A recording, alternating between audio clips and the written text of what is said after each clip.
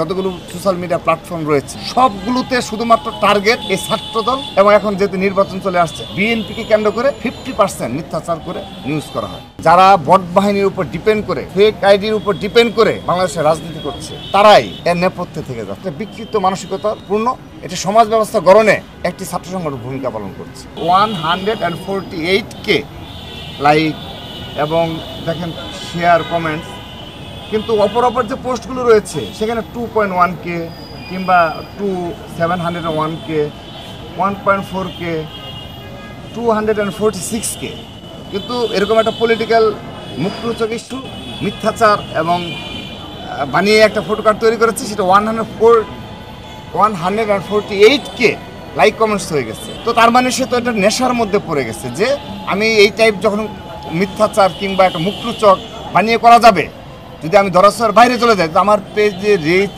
অনেক বেশি চলে যাবে। এবং আপনি লক্ষ্য করে দেখবেন যে বিশ্ববিদ্যালয় কেন্দ্রিক যতগুলো সোশ্যাল মিডিয়া প্ল্যাটফর্ম রয়েছে সবগুলোতে শুধুমাত্র টার্গেট এই ছাত্রদল এবং এখন যেহেতু নির্বাচন চলে আসছে বিএনপিকে কেন্দ্র করে 50% মিথ্যাচার করে নিউজ করা হয়। আমরা কোনো শক্তি প্রয়োগ করছি না, এই দেশে কোনো শক্তি প্রয়োগ করে আমরা কোনো করতে চাই না। আমরা আইনের প্রতি শ্রদ্ধাশীল হয়ে সাধারণ শিক্ষার্থীদের আমরা দৃষ্টি আকর্ষণ করছি যে এই ধরনের নোংরামি প্রতিনিয়ত ঘটে চলেছে। মাঝে মধ্যে আমরা তার আইনে আশ্রয় নিতে হচ্ছে। এরকম একটা ঘটনা গতকাল ঘটেছে, গত 2 দিন যাবৎ ঘটছে। সেজন্য আমি আজ আইনে শরণাপন্ন হয়েছি। আশা করছি আমি ন্যায় বিচার পাবো এবং অবশ্যই আশা করছি যে তদন্ত করে তাদেরকে চিহ্নিত করে তাদের যতটুকু সামর্থ্য রয়েছে, আমি তো বলেছি আইনশৃঙ্খলা বাহিনীর সামর্থ্যের উপর আমার আস্থা নেই এই মুহূর্তে, তাদের যতটুকু সামর্থ্য রয়েছে সেই সামর্থ্য অনুযায়ী যেন প্রয়োগ করে এবং সেই অনুযায়ী যেন তাদেরকে সতর্ক করা হয়, যেন তারা যেন এই ধরনের, শুধু আমার ক্ষেত্রে না কারো ক্ষেত্রেই যেন এই ধরনের নোংরামি মিথ্যাচার প্রচারণা চালানো না হয়। ইতিমধ্যে এরকম প্রায় 50+, কিন্তু আমরা করেছি 15-টির মতো নাম উল্লেখ করে আইডি সহ আমরা করেছি, কিন্তু ইতিমধ্যে আমরা চিহ্নিত করেছি 50+।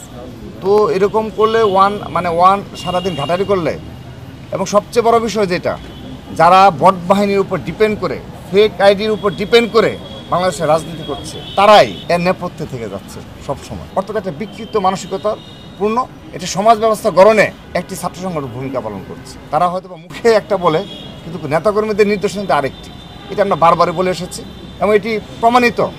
আমরা হয়তো বা যখন 5 আগস্ট পরবর্তী বাস্তবতায় বলেছি তখন তারা অস্বীকার করেছে, কিন্তু আজকে কিন্তু অস্বীকার করার কোনো সুযোগ নেই।